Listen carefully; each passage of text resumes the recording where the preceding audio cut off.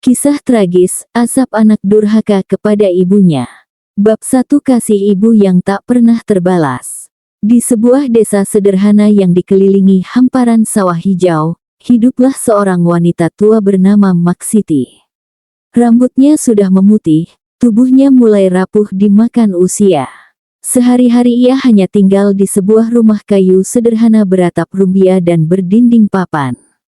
Meski hidup dalam keterbatasan, Maksiti selalu bersyukur kepada Allah atas nikmat yang masih ia terima.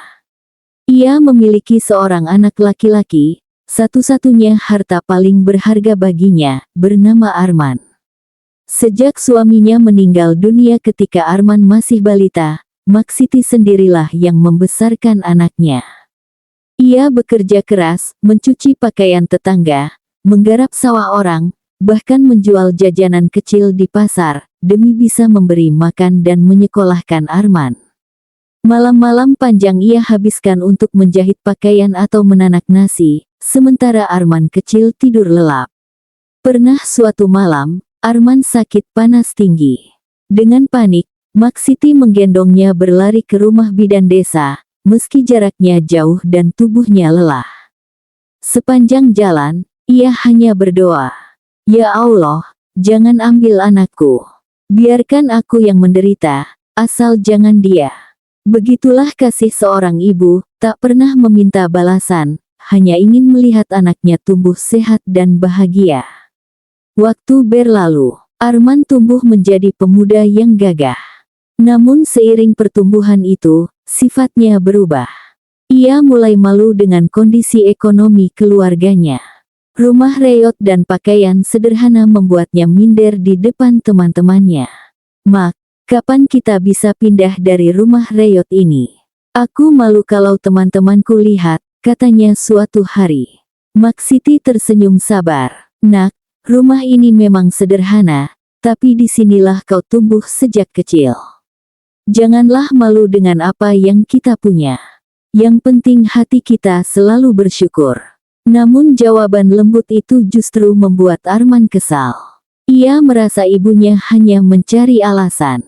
Dari hari ke hari, bibir Arman semakin ringan melontarkan keluhan dan bentakan. Meski begitu, kasih Maksiti tak pernah berkurang. Ia tetap menyiapkan makanan, mencuci pakaian, bahkan berpuasa diam-diam agar bisa membeli sepatu baru untuk anaknya. Dan setiap malam, ia selalu berdoa, "Ya Allah, lembutkanlah hati anakku. Jangan engkau murka padanya." Namun doa itu seolah tak terdengar oleh Arman. Ia makin jauh dari ibunya, makin keras hati, dan sering pulang larut malam. Bab 2 Puncak Kedurhakaan. Suatu sore, Arman pulang dengan wajah kusut.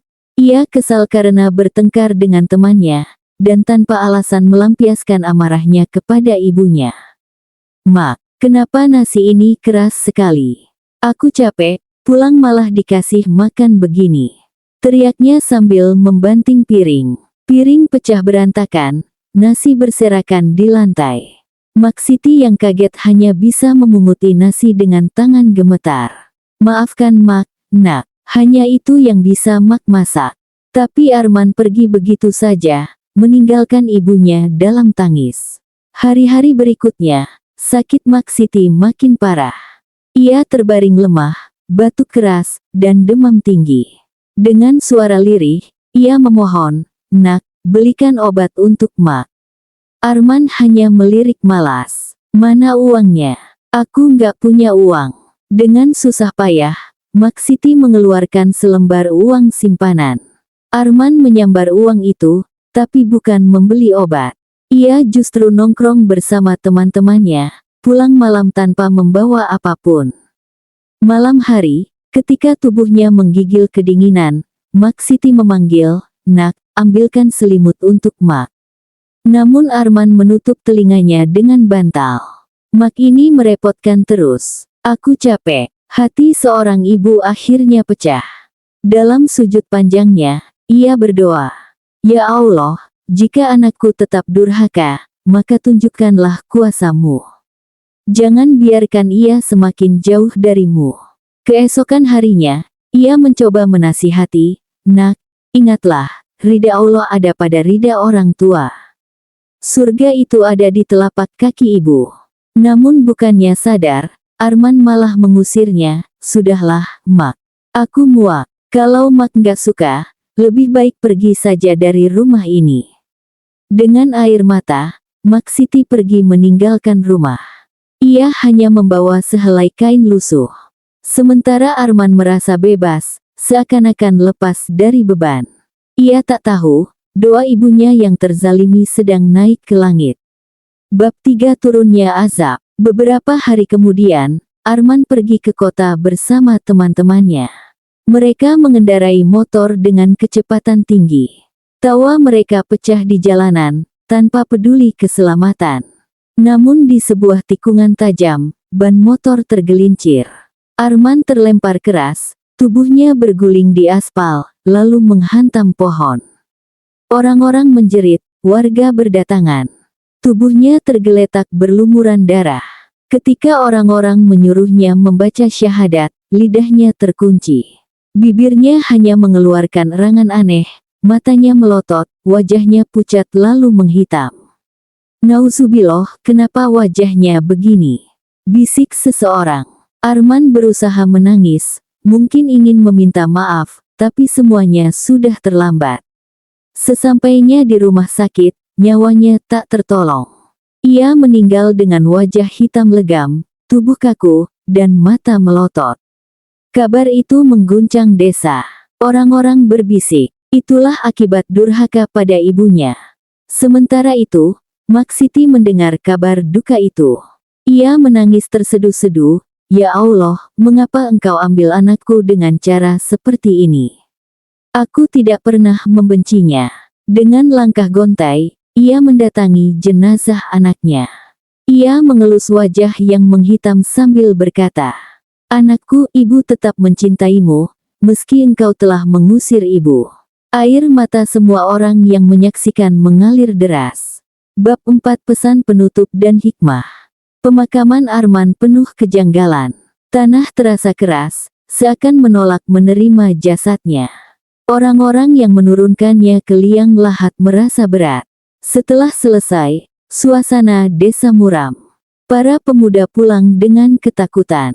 Banyak yang langsung mencium tangan ibunya, meminta maaf, dan berjanji untuk berbakti.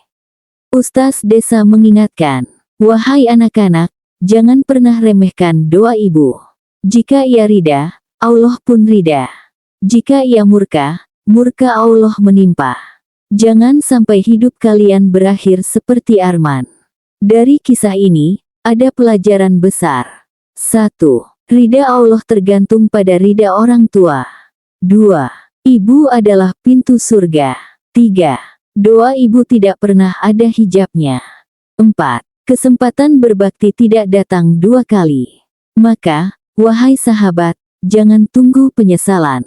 Selagi ibu masih ada, berbaktilah. Peluklah mereka, mintalah maaf, bahagiakan mereka.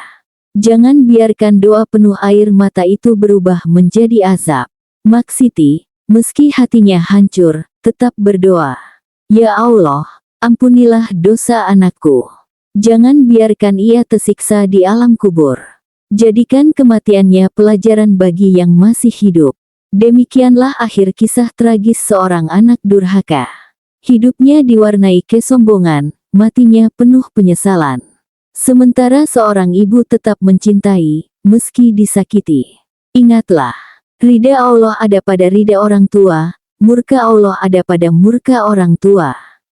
Semoga kita dijauhkan dari sifat durhaka, dan semoga Allah mengumpulkan kita bersama orang tua kita di surganya.